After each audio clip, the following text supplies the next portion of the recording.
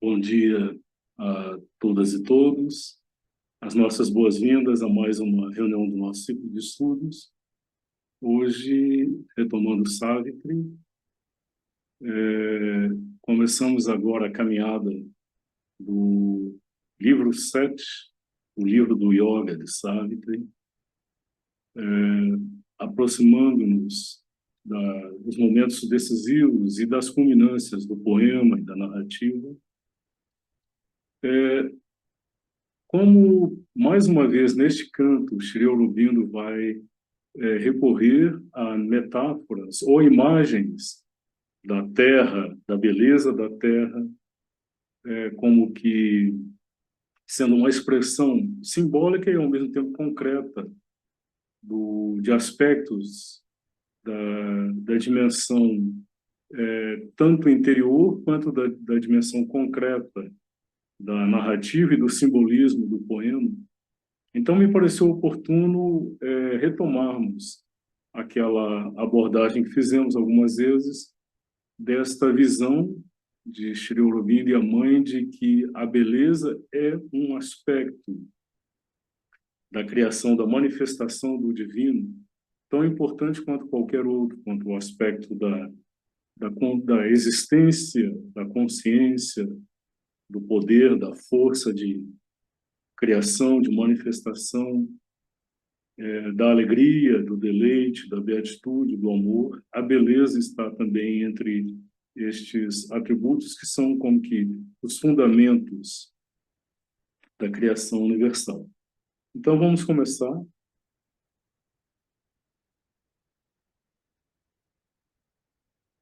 Então, a beleza como um atributo do ser divino.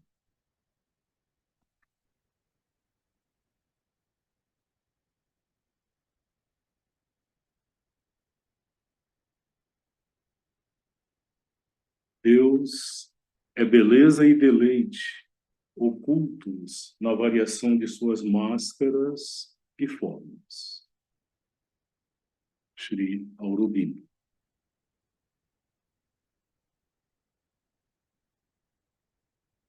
Deus é beleza e deleite ocultos na variação de suas máscaras e formas. Então, uma vez mais, a afirmação de que a beleza é um atributo do próprio ser divino de Deus, tanto quanto o deleite, a beatitude, a alegria. Só que tanto a beleza quanto o deleite, eles estão ocultos no estágio presente da manifestação, ocultos em formas de aparências, disfarces, de máscaras que eventualmente podem até como que desfigurar, deformar o que seria o atributo da beleza e do deleite, que pode aparecer como uma máscara de feiura ou uma máscara de sofrimento. Mas, mesmo que apareça como feiura ou sofrimento, então aí serão máscaras.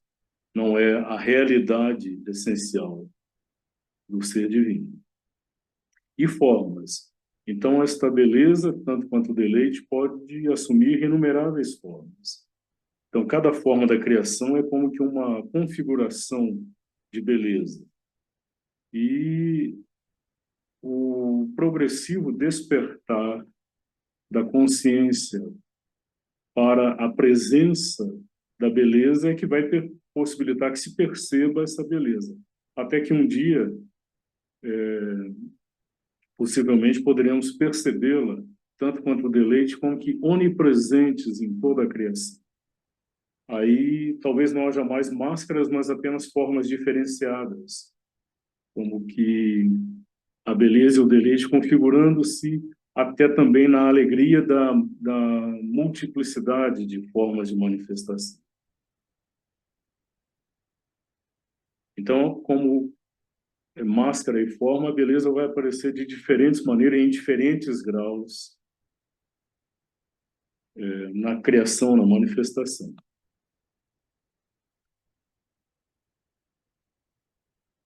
A beleza da Terra. Então, vamos tomar como ponto de partida para esta abordagem duas passagens de Savitri.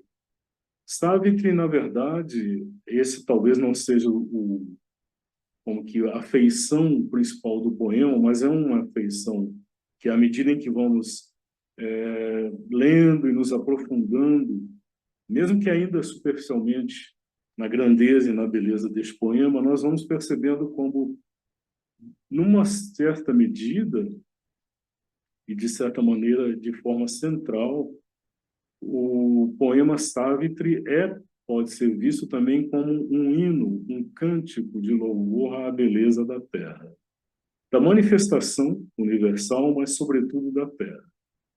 Desde aquele momento lá no canto 1, no livro 1, canto 1, em que Shri Aurobindo tem uma sequência que começa falando da deusa terra, na sua caminhada cósmica em torno do Sol, e como isso vai manifestar como que uma aspiração que está latente desde o início, a descoberta pela Terra da sua própria beleza, da sua própria verdade. Então, a partir dali, com grande frequência nós testemunhamos isso, vão aparecer passagens do poema que são verdadeiros cânticos de louvor à beleza da terra. Eu destaquei duas apenas, entre muitas outras, nem sei se são as mais significativas, mas acho que servem como exemplo. Aqui são duas passagens do livro 4, que é o livro em que ele fala do nascimento e crescimento da chama. A chama é Savitri, é o avatar da Mãe Divina, que nasce num corpo humano, como um ser humano, e tem a sua infância, a sua juventude, e ele descreve o cenário no qual se dá esse nascimento e esse crescimento. Uma das passagens lá, ele nos diz: o seio de nossa mãe, a Mãe Terra, reservava para nós ainda suas austeras regiões e suas profundezas pensativas, suas extensões impessoais, solitárias e inspiradas, e os poderios de seus refúgios de arrebatamento.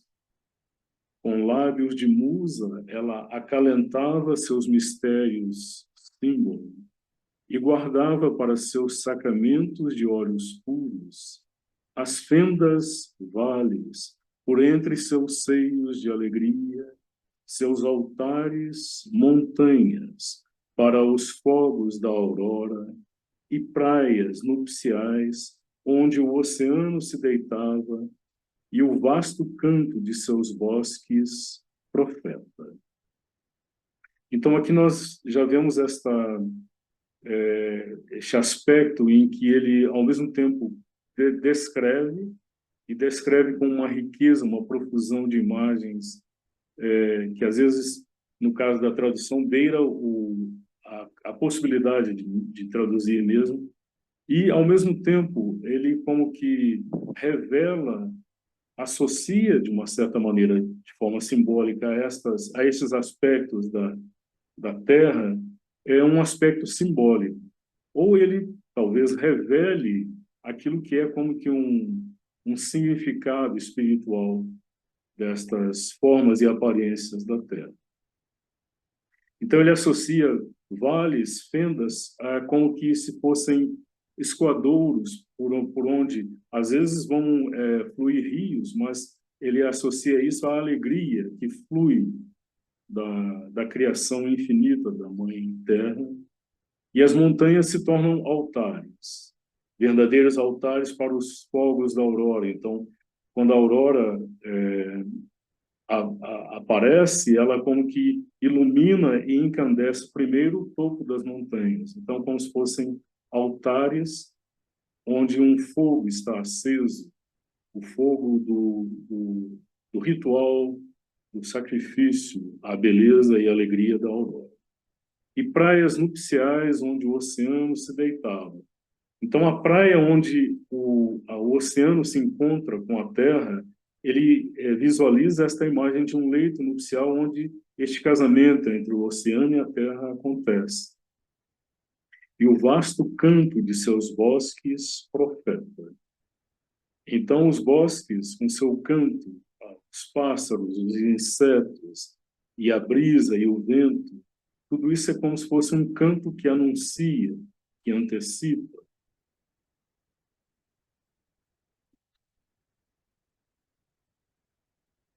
Campos tinha ela de sua solitária alegria, planícies silenciadas e felizes ao abraço da luz, só com o grito dos pássaros e o matiz das flores, e extensões selvagens de maravilha iluminadas por suas luas, e noites do cinzento vidente acesas com as estrelas, e opaco movimento na infinitude da noite. Então, ao mesmo tempo em que campos e prados e planícies eram como que o lugar onde a alegria solitária da terra, mesmo que não testemunhada por qualquer consciência, ela ali estava, mas ali a terra recebia feliz, silenciosa e feliz o abraço da luz do sol que se derrama. Ali ela está só com o grito dos pássaros e o matiz das flores.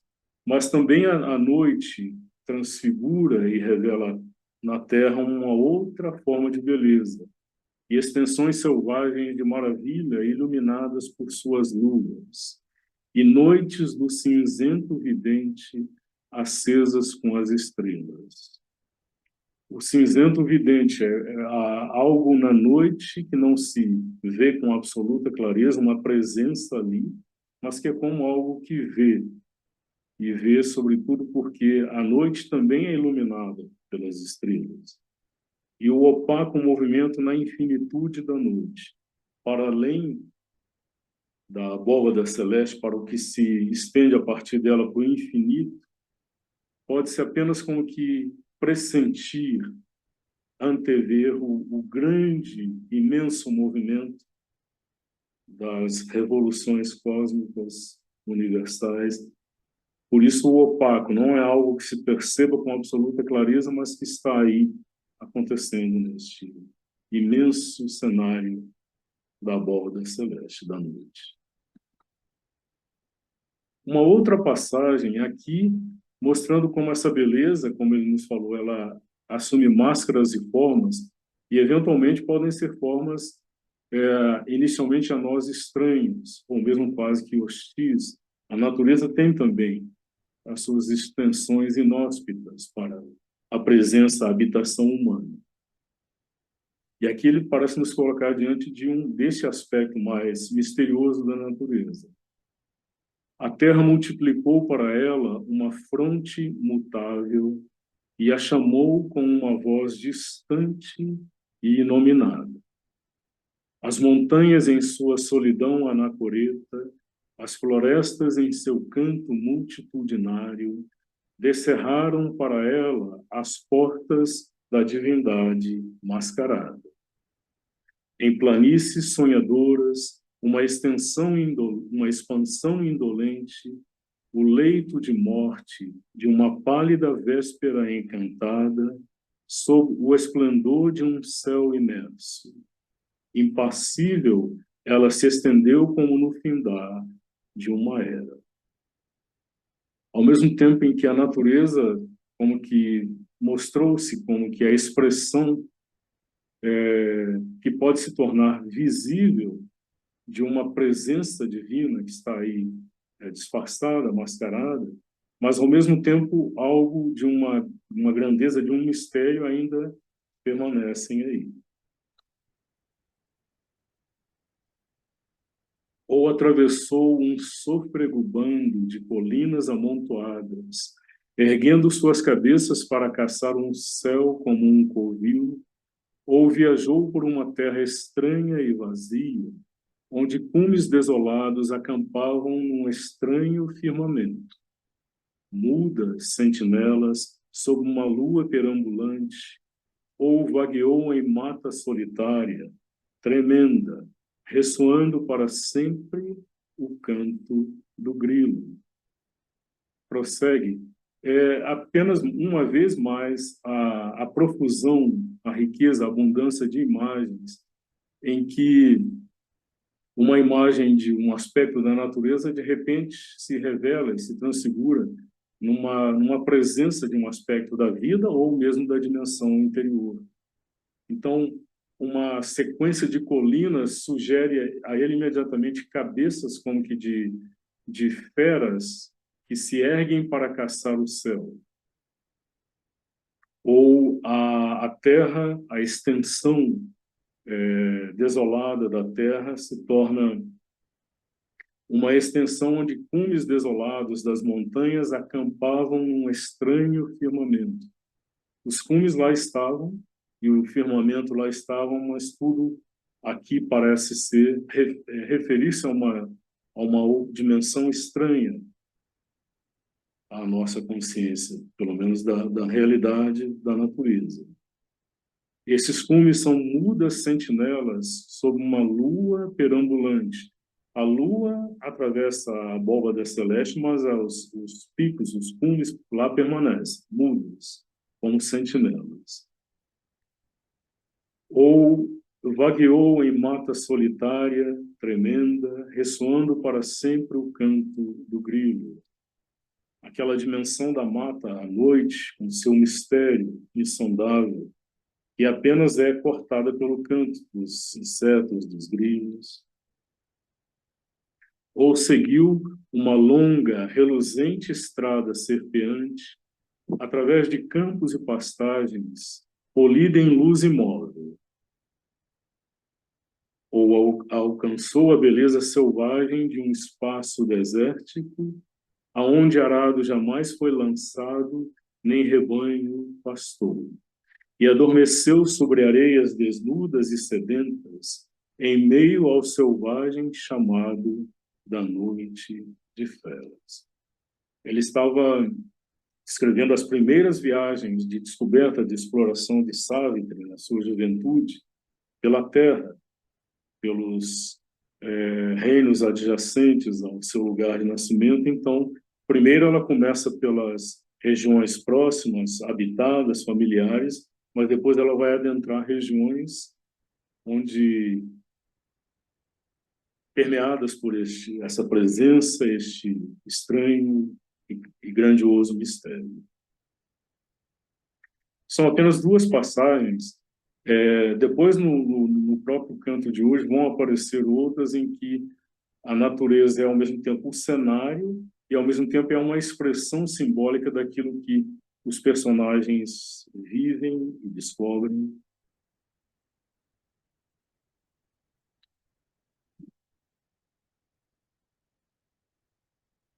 Como uma expressão dessa beleza da Terra, eu encontrei um filme, um curta-metragem, um filme de cerca de 10 minutos, mas que é de uma grande beleza e que é também ele uma celebração da beleza da Terra. Chama-se O Lago Magadi. É um filme de Yann Arthus Bertrand. Yann Arthus Bertrand é um fotógrafo e cineasta francês. Nós já o conhecemos por alguns documentários importantes, como Home, A Terra como um Lar, O Planeta Água, Humano, e outros mais recentes, mas esses são filmes em que justamente vamos encontrar ou esta união, este casamento entre a beleza, a imensa beleza da Terra e tudo o que acontece nela, sobretudo a partir da interferência, da intervenção humana. Então, pode-se dizer que existe esse ponto comum entre o Yann Arthus Bertrand e o Sebastião Salgado, em que o nosso fotógrafo brasileiro também se destaca pela grande beleza da sua fotografia, mas que, ao mesmo tempo, retrata aspectos da nossa realidade contemporânea, a interferência humana, de muitas formas, causando perturbação e desequilíbrio na natureza. Então, temos aí esse ponto em comum, o grande cuidado, o refinamento estético da fotografia de ambos, aliada a essa preocupação de uma visão do planeta permeada por esta consciência crescente da questão do equilíbrio ambiental. Este lago Magadi é um lago existente na África, no Quênia. Na verdade, é uma salina, é uma grande concentração de sal. Então, a vida praticamente não existe lá, a não ser uma única espécie de peixes que conseguem sobreviver lá. A natureza parece que tem esta alegria em se colocar alguns desafios. Nós já vimos num documentário uma espécie de peixe que vive numa gruta, em grutas, em pequenos poços d'água que tem uma grande concentração de ácido sulfúrico. E a natureza encontrou esta alegria no desafio de criar formas de vida que sobrevivessem naquele ambiente hostil. Então, da mesma forma, este lago, com uma grande concentração de sal, tem uma única espécie de peixes que vive lá, mas os pássaros fazem dele um porto de referência também. E não deixa de haver também nesse filme, de forma delicada, sutil, a referência à questão ambiental, porque, primeiro, são apenas visões do lago, as grandes configurações de forma que a concentração de sal e outras formas minerais vão assumindo na superfície do lago, mas depois aparece a vida, aparecem os pássaros, e, por último, uma última aparição da presença humana na forma de um aviãozinho que vai aparecer no final. Então, não deixa de ser uma alusão a esta progressão que vem do surgimento do cenário material, nele a vida, e, a partir da vida, as múltiplas formas, chegando à consciência, a forma humana.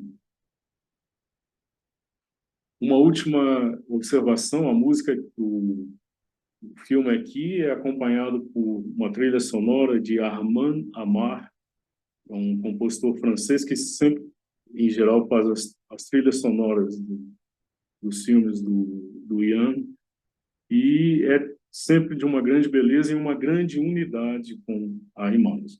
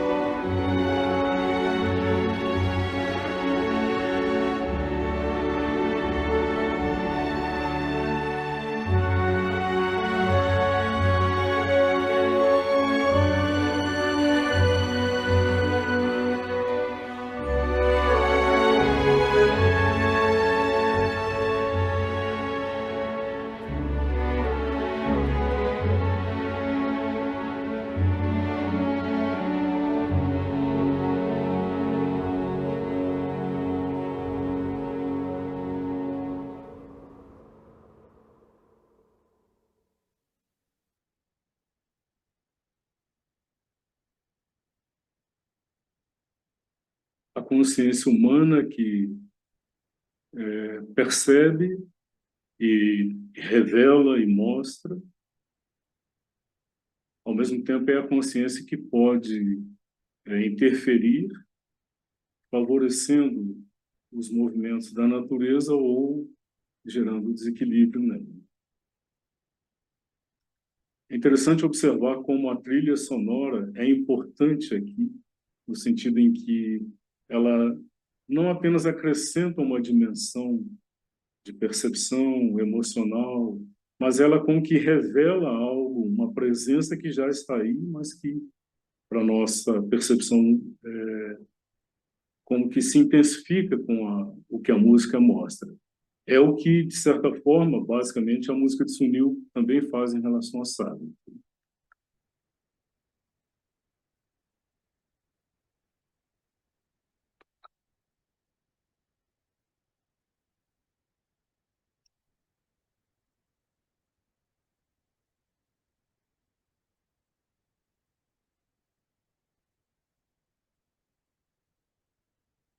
Então, vamos...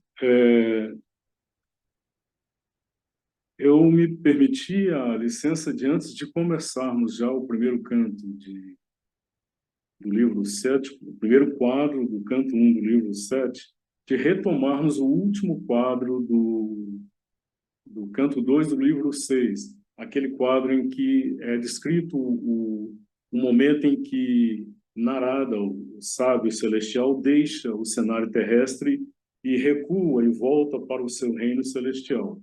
Isso porque no poema Sri Aurobindo trabalha um contraste dramático, se pode dizer assim, entre este movimento de recuo vertical para dentro das profundezas da dimensão espiritual, para além da dimensão da Terra, com o que virá depois no primeiro quadro do canto 1 do livro 7, que é a retomada de Savitri pelo movimento de viagem. Então, a este movimento vertical vai se contrapor um movimento horizontal de grande dinamismo. Então, achei que seria interessante retomar isso, mesmo porque a música de Sunil capta isso de uma forma magistral.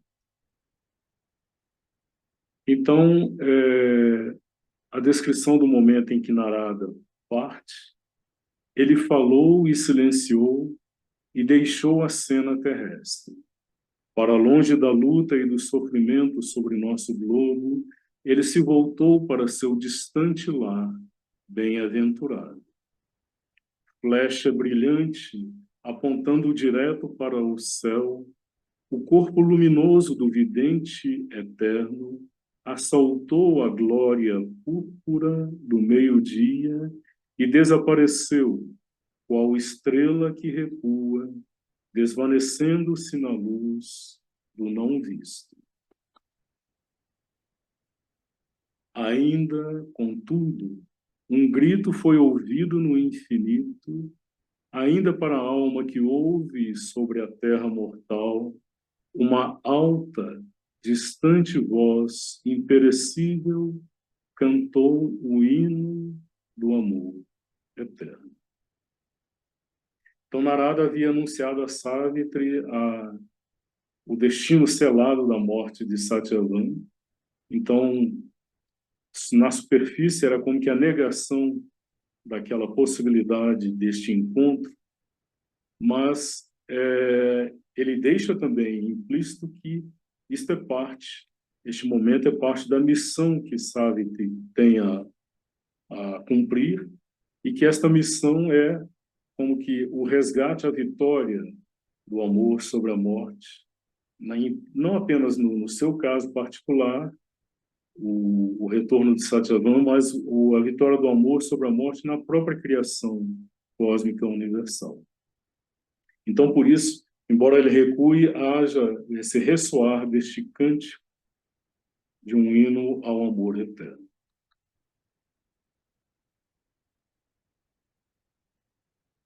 Ele falou e silenciou e deixou a cena terrestre. Para longe da luta e do sofrimento sobre nosso globo, ele se voltou para seu distante lar, bem-aventurado. flecha brilhante apontando direto para o céu. O corpo luminoso do vidente eterno assaltou a glória púrpura do meio-dia e desapareceu, qual estrela que recua, desvanecendo-se na luz do não visto.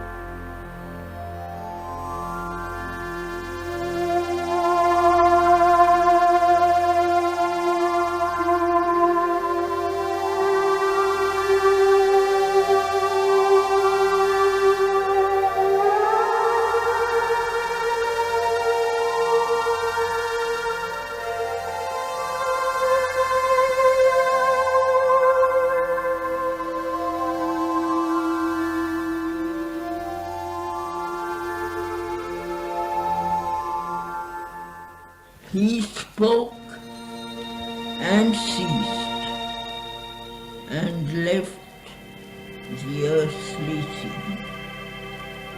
Away from the strife and suffering on our globe, he turned towards his far-off blissful home, a brilliant arrow pointing straight to heaven.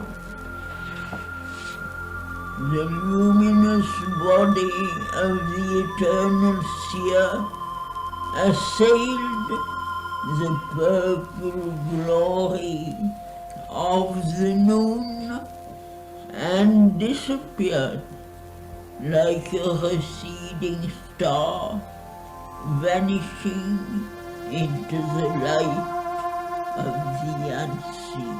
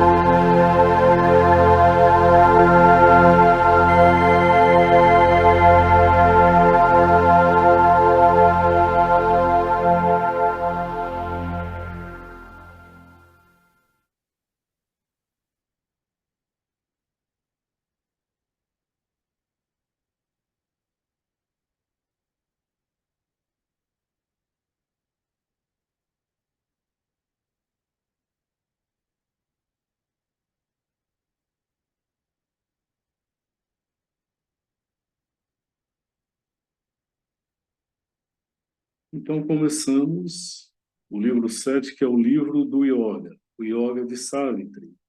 Quando Savitri vai começar a se preparar de forma conscientemente, reunindo forças para o grande embate com a morte, o deus da morte, depois da revelação feita por Narada. O canto 1 chama-se A Alegria da União, a provação da presciência da morte e o pesar do coração. Então, aqui, Sri Aurobindo descreve tanto a alegria da união que finalmente pode acontecer, mas que já desde o começo é permeada para Savitri por essa provação que é o conhecimento prévio, a presciência de que Satyavan está destinado a morrer. E a maneira como seu coração humano reage diante disso.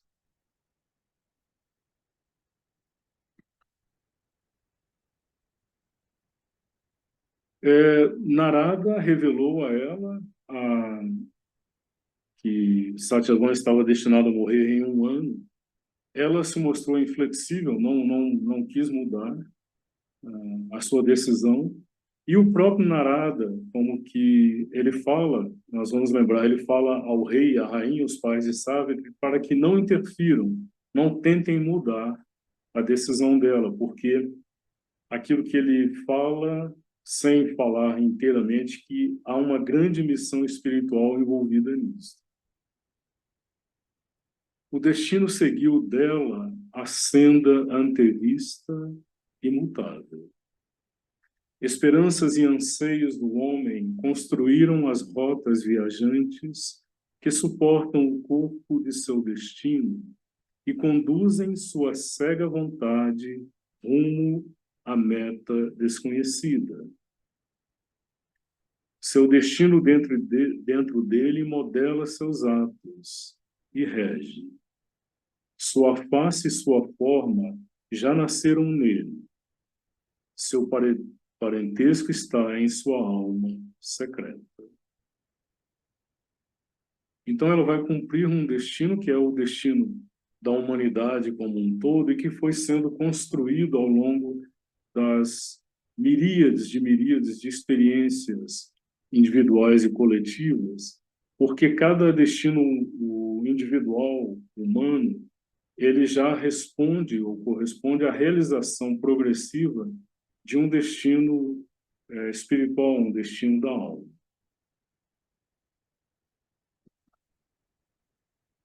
Aqui, a matéria parece moldar a vida do corpo e a alma segue onde sua natureza dirige. A natureza e o destino compelem a escolha de seu livre arbítrio. Espíritos maiores, contudo, podem reverter este equilíbrio e fazer da alma a artista de seu próprio destino. Esta é a verdade mística que nossa ignorância oculta. A fatalidade é uma passagem para nossa força inata. Nossa aprovação é a escolha do espírito oculto. Ananke é o decreto próprio de nosso ser. Então ele começa da constatação de que no estágio atual da manifestação na matéria, a natureza da matéria é com que molda e limita a vida do corpo. E a alma é inicialmente obrigada a aceitar a condução que a própria natureza impõe. Então, a natureza somada ao destino. Então, esse destino é uma soma complexa de fatores prévios, individuais e coletivos, mas eles têm uma grande força de condicionamento, de compulsão sobre a escolha do livre-arbítrio. Então, neste estágio, que é o da imensa maioria de nós humanos, o livre-arbítrio, a livre escolha ainda é grandemente limitada. Contudo, ele vai nos dizer, espíritos maiores, como aqui é a nossa protagonista, um avatar da Mãe Divina. Então, espíritos maiores podem reverter este equilíbrio e fazer da alma a artista de seu próprio destino. Então, ele usa a imagem da alma como um artista, ou uma pintora, uma escultora, uma musicista que vai plasmando na sua escolha qual será o seu destino. Esta é a verdade mística que nossa ignorância oculta. Então, ele vai nos dizer que isso, na verdade, é uma potencialidade, uma possibilidade potencial que está em todas as almas, em todas as centelhas. No fundo, na essência, secretamente, é a vontade da alma, do espírito, quem determina.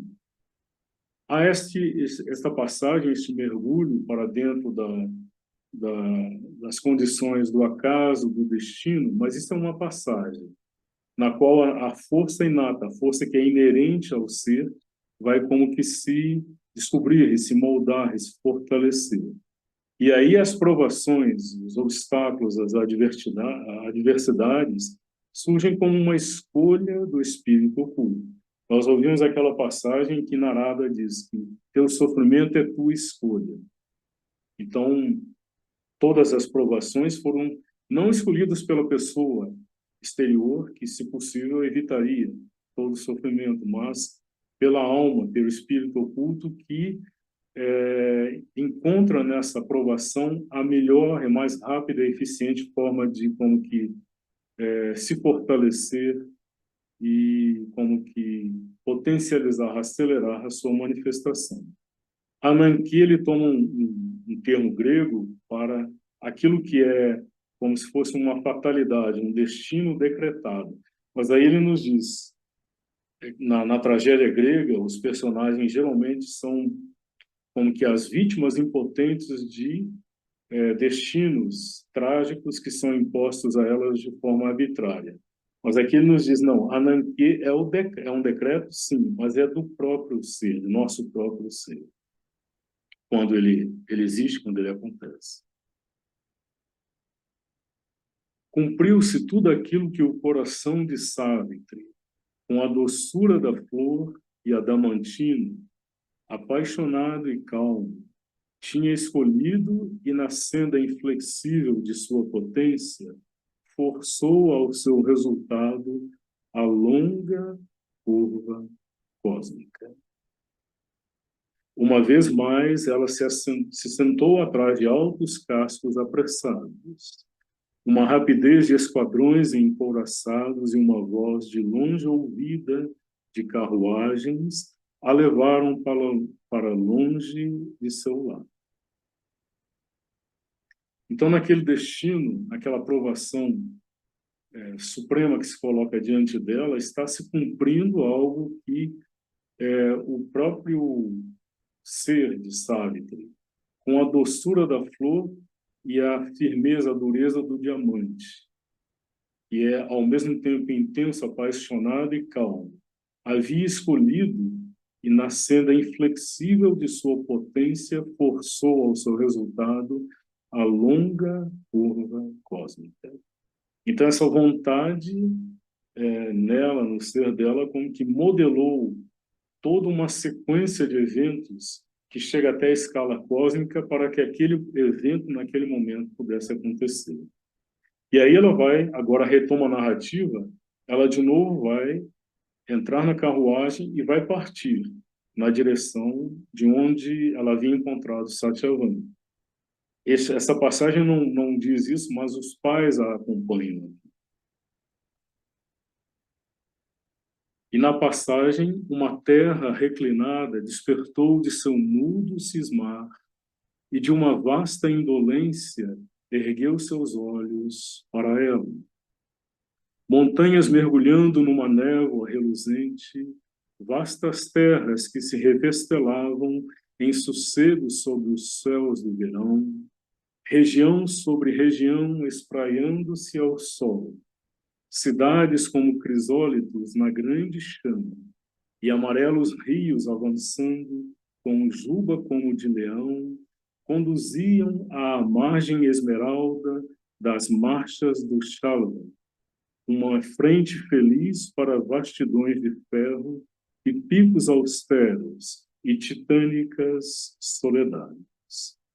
Então, mais uma vez, uma destas passagens grandiosas em que a descrição da Terra é, ao mesmo tempo, a descrição da Terra como ela é, e tem, ao mesmo tempo, um sentido simbólico naquele momento da narrativa. Então, esse despertar da Terra, que, de forma ainda indolente, sonolenta, volta os olhos para ela. Então, isso é como que simbólico. A passagem deste avatar faz com que a própria Terra desperte o seu sono do inconsciente. E aí, todos os aspectos da Terra, as montanhas, as vastidões das terras, que se refestelavam em sossegos, estavam como que quietamente adormecidas naquele estágio evolucionário em que estavam. Estas regiões que se espraiavam ao sol, então, a terra diante do sol. E, na terra, o surgimento da criatura humana e das coletividades e das cidades, que eram como que algo que é jogado na chama para como que intensificá-la, e o avançar dos rios, como se fossem o movimento de jubas de leão. Nós vimos no filme do começo como que alguns daqueles movimentos na água salina deixavam rastros que sugeriam formas, poderiam ser associadas, como ele faz aqui, a juba de um leão. E eles conduziam à margem esmeralda das marchas do Shalava, um reino mítico da antiguidade indiana, uma frente feliz para vastidões de ferro e picos austeros e titânicas soledades.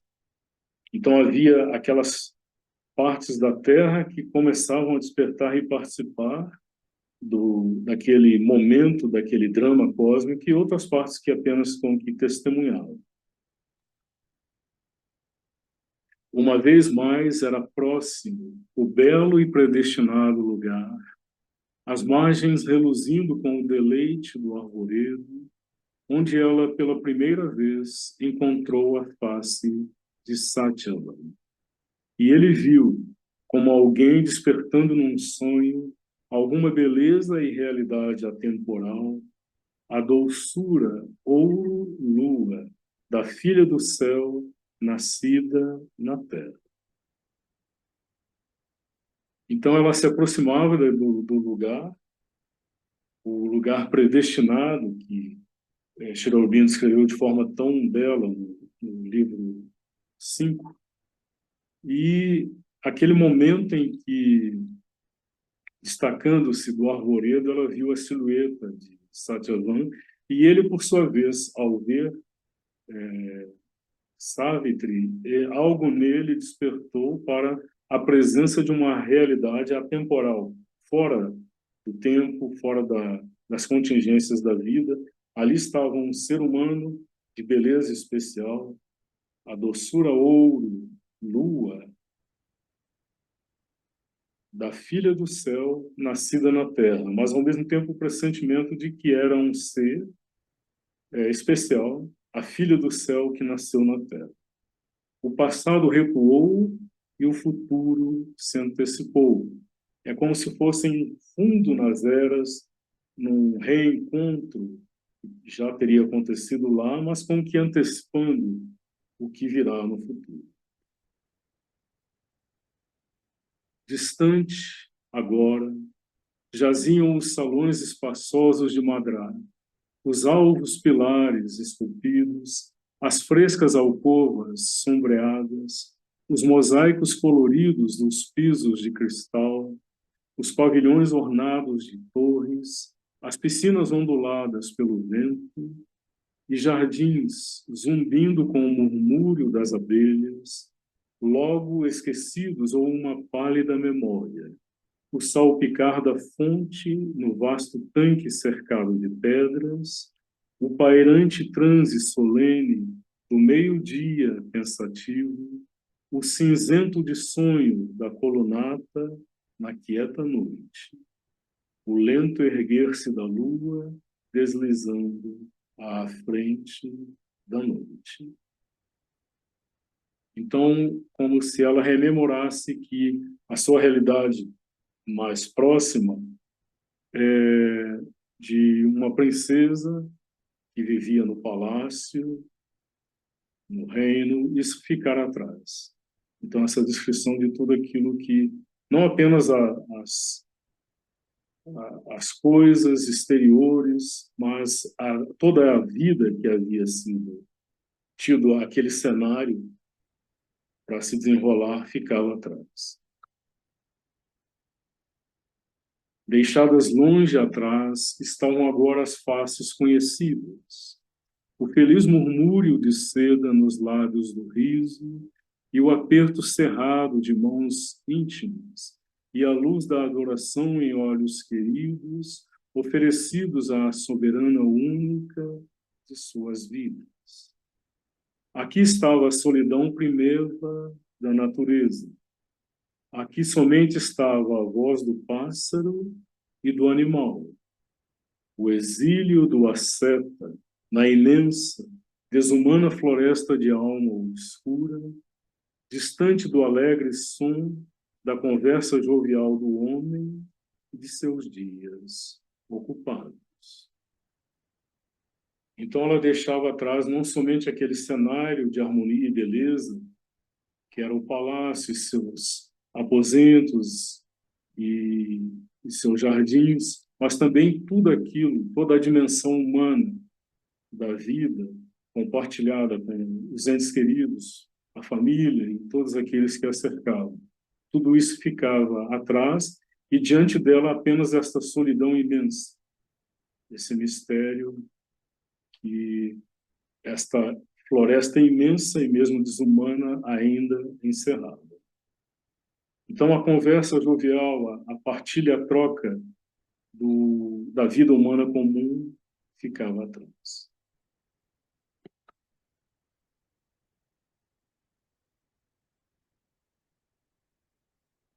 Uma vez mais ela se sentou atrás de sonantes cascos apressados, uma rapidez de esquadrões empouraçados e uma voz de longe ouvida de carruagens a levaram para longe de seu lar.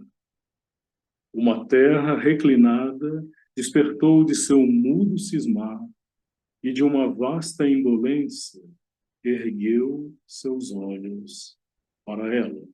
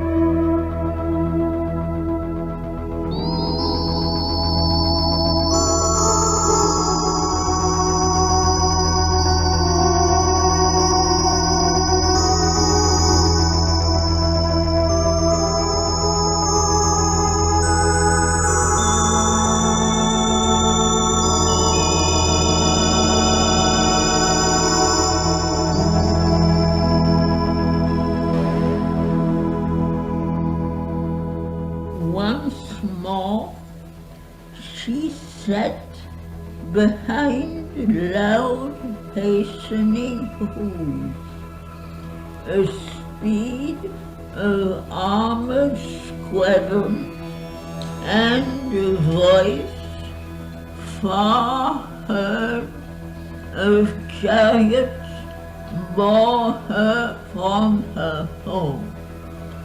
A gauchant earth, wakened in its dumb muse, looked up at her from a vast indolence.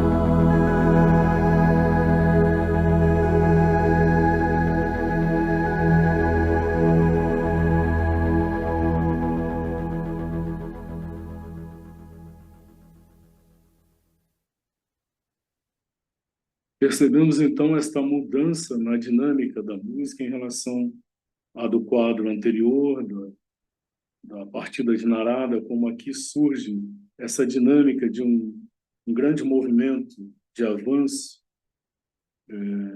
esta vibração persistente da música, como que expressando o movimento impetuoso, impaciente dos cascos, dos cavalos que conduzem a carruagem, e ao mesmo tempo vemos como no final essa vibração vai permanecer até o fim, mas vai emergir uma outra dimensão, como se fosse, uma vez mais, uma alusão a esta dimensão espiritual que está aí, permeando e conduzindo.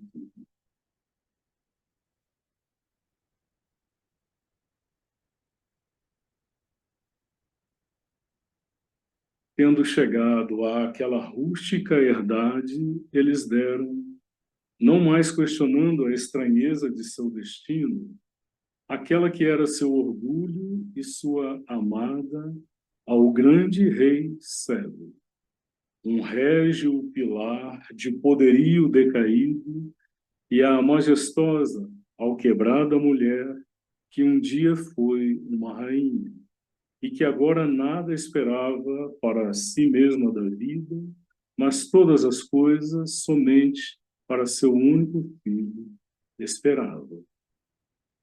Com os corações pesados, carregados de dor, dela se separaram, impotentes contra a escolha do coração de Savitri, eles a deixaram ao seu arrebatamento e à sua sina.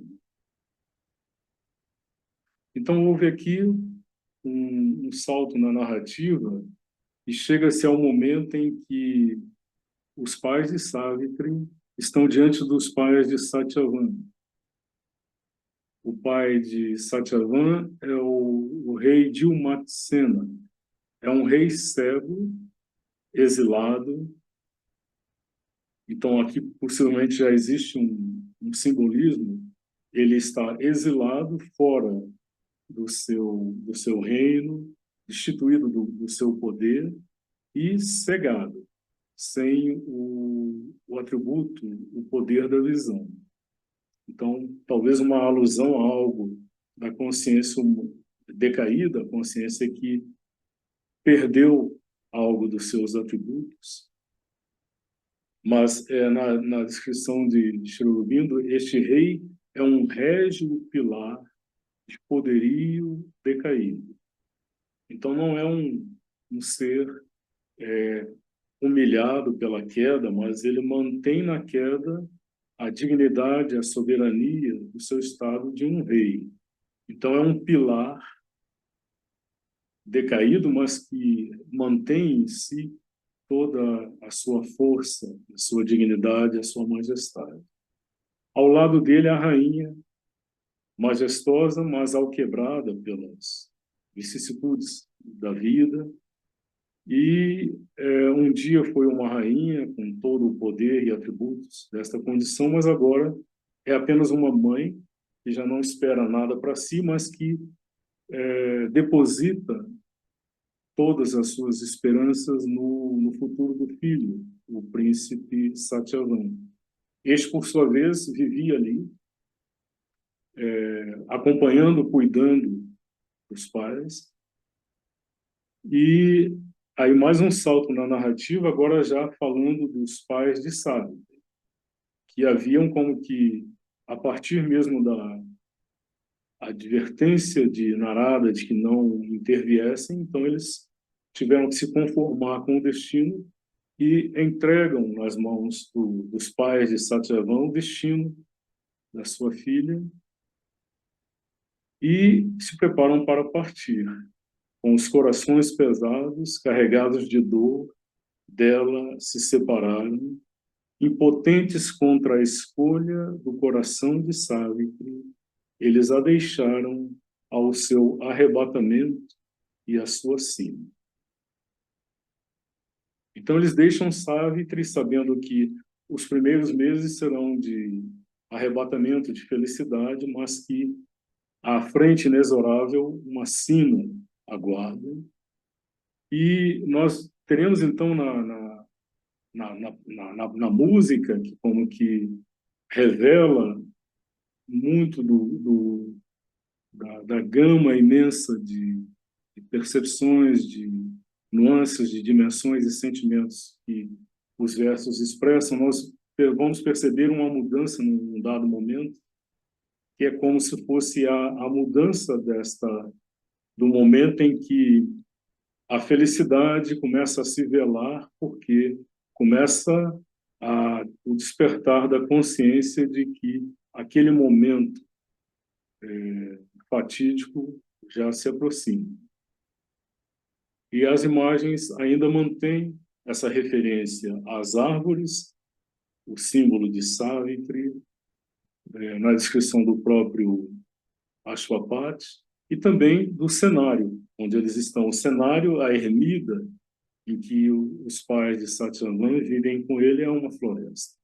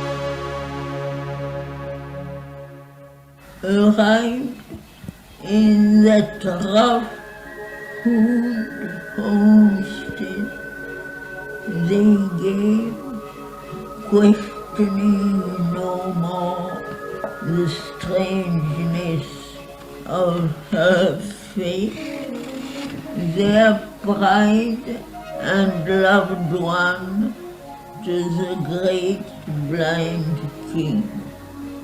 The regal pillar of fallen mightiness, and the stately care one woman once a queen, who now hoped nothing for herself from life, but all things only hope for her one child. They parted from her with pain-fought, burdened heart, helpless against the choice of Savitri's heart. They left her to her rapture and her doom.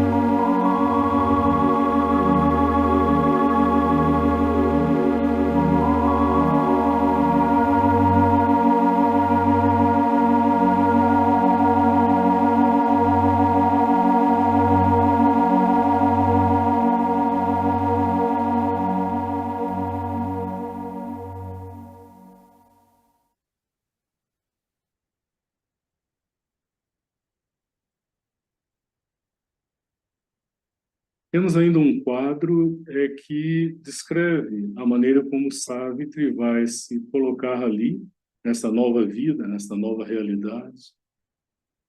Hoje nós vamos apresentar como está, mas vai ficar como uma antecipação, um trailer, Acho que vale a pena nós retomarmos isso na próxima reunião, trazendo a passagem de Savitri, do poema, em que Sri Aurobindo descreve toda essa mudança que vai acontecer, daquela felicidade transbordante do início para depois a maneira como começa a haver uma transformação interior em Savitri à medida em que os meses passam, mas como ela não deixa entrever para quem está à sua volta o que está acontecendo dentro. E ela permanece, como está aqui descrito, uma imperatriz adorada a quem todos cobiçavam servir na sua vida pregressa no palácio. Agora ela se fez a serva diligente de todos. Nem evitou o labor de vassoura, e jarro, e poço, ou o cuidado carinhoso ou de nutrir o fogo, do altar e do fogão. Nenhuma tarefa ligeira deixava para outros que sua força de mulher pudesse cumprir. Então, aqui nós teremos na música uma alusão muito direta, uma expressão muito feliz, muito poderosa das duas dimensões que estão aqui. A dimensão interior espiritual de um avatar, de um ser espiritual de grande poder e consciência, que se faz ao mesmo tempo serva, que se coloca para servir.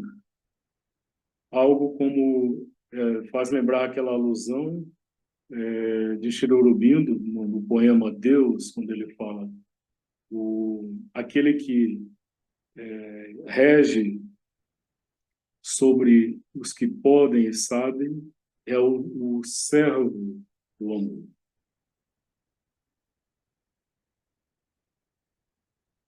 Uma imperatriz adorada a quem todos cobiçavam servir, ela se fez a serva diligente de todos, nem evitou o labor de vassoura e jarro e poço, ou o cuidado carinhoso ou de nutrir o fogo do altar e do fogão. Nenhuma tarefa ligeira deixava para outros que sua força de mulher pudesse cumprir. E aqui a transcrição de um canto que Sunil incluiu na música, que justamente remetem à realidade de quem estava ali. É a própria Mãe Divina, em toda a criação, mas é a Mãe Divina num avatar, uma manifestação especial. Tu és Durga, tu és Shinamasta, tu és Bhuvana, tu és também Lakshmi e Shiva. Tu és a que faz a deusa, tu fazes com que outros trabalhem. Tu és os sentidos e as coisas que a eles se relacionam, e tu és as causas do labor. Ó Mãe, de fato nada existe no universo senão tu. Ó Mãe, de fato nada existe no universo senão tu. Aparadabhanjanastotram, uma escritura indiana, possivelmente do sul da Índia. Ó Mãe, de fato nada existe no universo senão tu.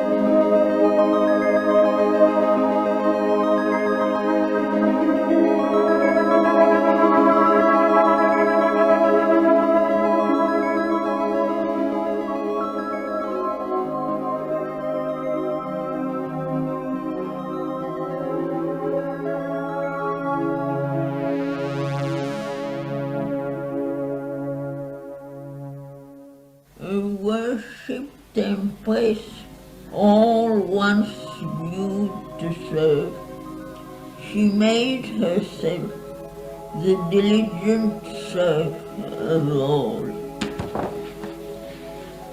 nor spared the labor of broom and jar and well, or close the gentle tending, or to heap the flour of altar and kitchen, no slight task allowed to others that her woman's strength might do.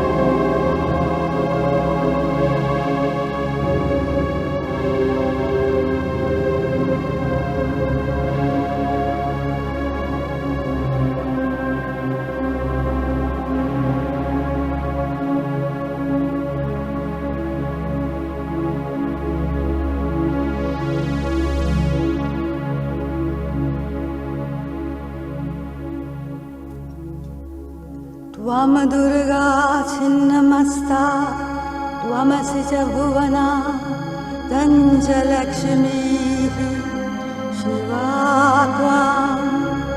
त्वमकर्त्री कारयत्री करनगुणमयी कर्महेतुस्वरूपा त्वमबुद्धिश्चित्तसंस्था जगदिदम् अखिलम् त्वामृते नास्ति मातः त्वामृते नास्ति मातः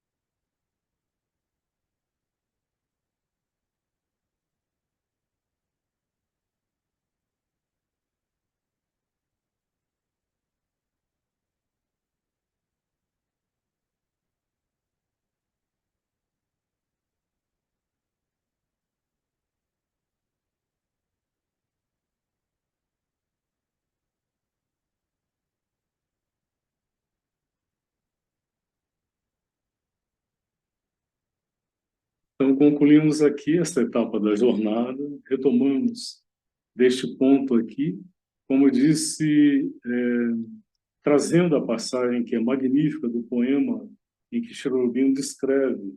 E uma vez mais, como enfatizei ao longo da nossa reunião de hoje, ele utiliza as imagens da natureza tanto como metáforas dos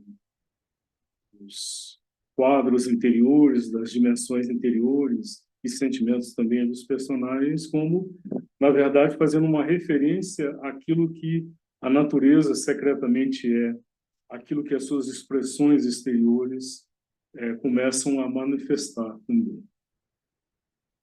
Então, por isso, acho que vale a pena, vamos retomar daqui, prosseguir, concluir o canto 1 e começar, possivelmente, o canto 2, que é aí, sim, o chamado a que Savitri comece o seu processo de intensificação da sua vivência interior, de disciplina espiritual, de yoga.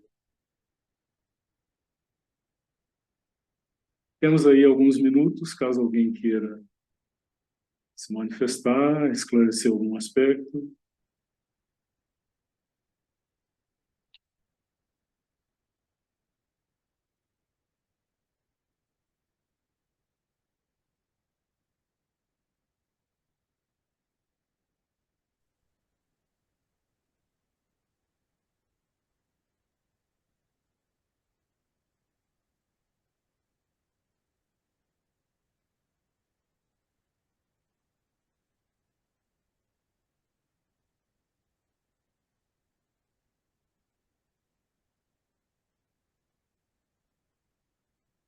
Lindo, Ricardo. Lindo. Obrigado, Alcione. É o que o poema é, né? Aham. E que, de uma forma... É o que amanhã também, Sim, né? é o que é o divino, é o que é a realidade, é o que é a manifestação. Uhum.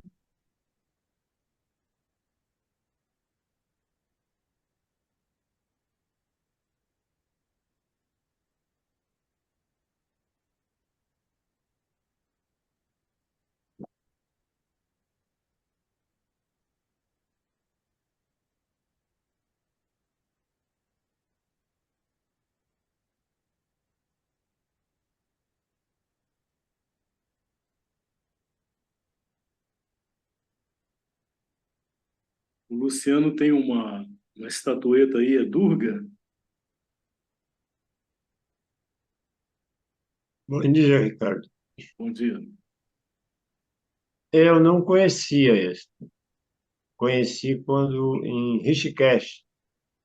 Quando vi, me impressionou muito. Na verdade, que eu vi era maior e era pintada, né? Mas aí trouxe esta menor, que não é pintada e que também, pelo transporte, não teria o risco de quebrar. Mas é Durga. Eu perguntei, me chamou muito assim, uma deusa sentada em cima de um. Alguns representam como sentado em cima de um leão ou sentado em cima de um tigre, né? Algo assim muito, muito poderoso. Sim. Então tive que isso. E aí tem todo o simbolismo, né? Em cada braço ela tem, mas eu não tenho, teria que ler isso, né? Legal. No cântico, né, nessa última, essa passagem dessa escritura, eles contrapõem as duas coisas. Tu és Durga, quer dizer, esse aspecto da divindade que vem e combate o mal, né, e dessa forma intensa, forte, mesmo brutal, e Lakshmi, que é a deusa da harmonia, da beleza. Ela é Durga, mas ela é também Lakshmi.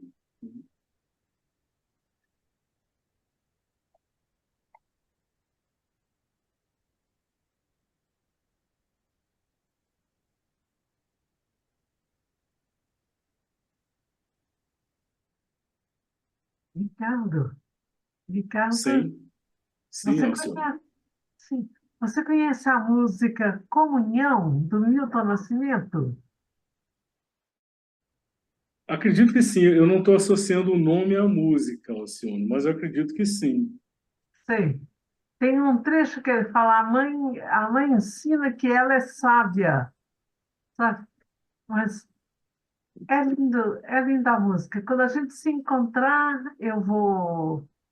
Eu tenho diversas coisas que eu quero falar com vocês, mas a gente precisa se encontrar para conversar.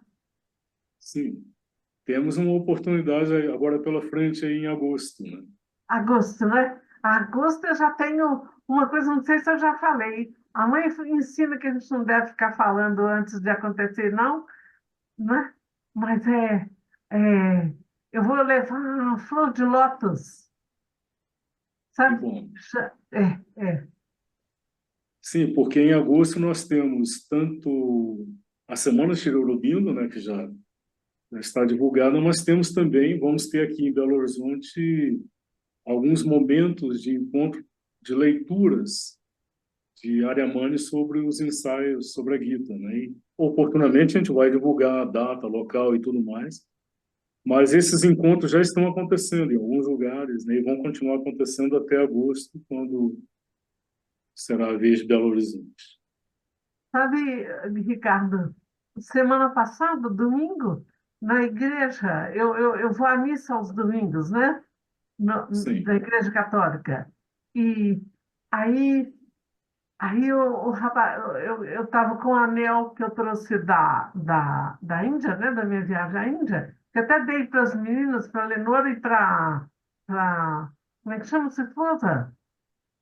Ana Elisa. Anelisa. Aí ele perguntou o que que era aquela, sabe o rapaz que toca órgão? Aí eu falei, é a Santa Indiana. Ele olhou no celular e, sabe, eu fiquei toda contente. Olhou no celular e tem diversas fotos da mãe. Aí eu falei com ele, que ele canta também, né? Aí eu falei com ele assim, e o Tagore? Ela conheceu o Tagore, ela se encontrava com ele.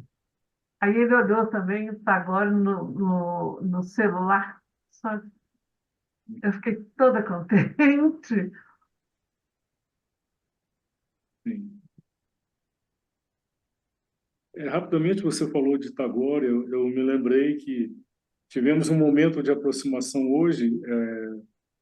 Há uma passagem que Sri Aurobindo fala da alma de Savitri, que tem a delicadeza da flor e a firmeza, a dureza do diamante. Existe um aforismo de Tagore em que ele fala que a verdade tem a delicadeza da flor do pessegueiro e a dureza do diamante. Ah, e Então, assim há essa mesmo, né? convergência na imagem. E é assim mesmo, né? A mãe tem uma foto, um cartão, onde tem assim um morro e muito íngreme, sabe? Um caminho assim muito íngreme. E aí ela fala que é a verdade. Quer dizer, você Sim, pode escorregar e cair. sim. A Prema tem a mão erguida ali. Opa, tudo bom com vocês? Lindo, lindo, tudo muito lindo, muito obrigada. Eu queria fazer uma pergunta, se esses encontros das leituras com a Ariamânia, aí em Minas, se vocês pretendem fazer híbrido, assim, de alguma forma, eu não sei se poderia filmar pelo Zoom ou o trabalho que isso de repente dá. E a gente fica aqui, né, com doido para participar também. Não pensamos nisso. Nós não sei se seria o caso de pensar numa outra reunião nos moldes da que foi feita inicialmente, né? Aí é uma coisa para se pensar. A transmissão simultânea, né, de uma reunião implica em algumas questões técnicas. Aí a gente não sabe se é viável isso. Aí vamos considerar. Tá bom, obrigada. Obrigada por tudo.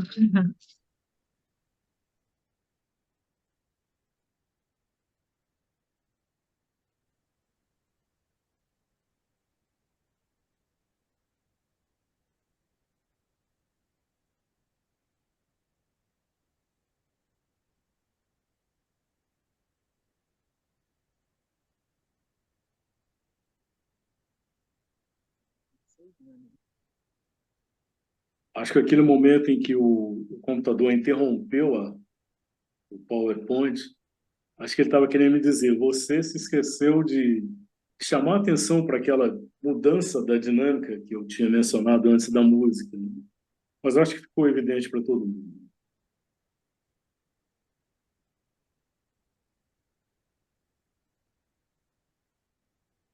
Ou então, ouvindo novamente, eu acho que isso fica mais claro.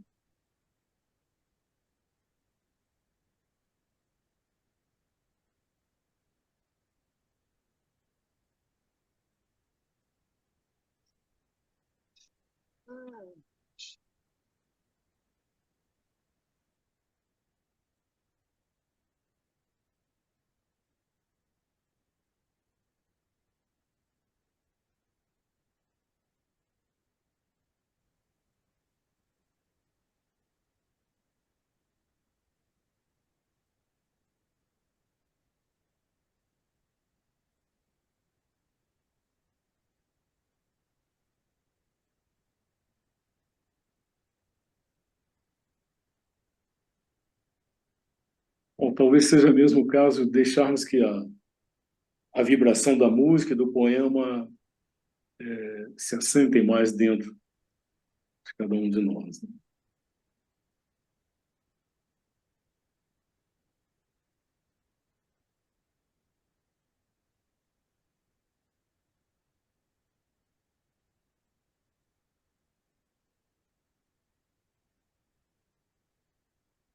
Sendo assim, eu acho que podemos encerrar, lembrando que no sábado temos a audição das leituras do Rolf às 17 horas e no domingo prosseguimos com o ciclo de estudos com a vida divina, com Maria.